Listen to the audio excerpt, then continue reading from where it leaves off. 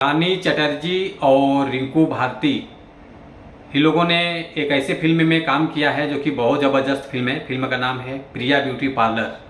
तो आज हम इसी फिल्म के बारे में कुछ बातें करने वाले हैं इस वीडियो में, तो वीडियो को लास्ट तक देखते रहें। और जो लोग भोजपुरी बुढ़ हंगामा चैनल को अभी तक सब्सक्राइब नहीं किए हैं वो लोग सब्सक्राइब कर लीजिए, ताकि जो भी भोजपुरी गाने या भोजपुरी फिल्म रिलीज होते रहेंगे आप लोगों को इस चैनल के माध्यम से देखने को, सुनने को, जानने को मिलेगा। चलिए वीडियो को शुरू करते हैं। नमस्कार दोस्तों, मैं हूं सतीश। आज हम जिस फिल्म के बारे में आप लोगों से बात कर रहे हैं, फाइनली फिल्म तो रिलीज हो चुका है। आज हम इस फिल्म के कुछ अलग बात करने वाले हैं। जैसे कि इस फिल्म का जैसे शूटिंग होता है तो उस हिसाब से एक घंटे का कुछ मिनट का वीडियो लॉन्च हुआ है।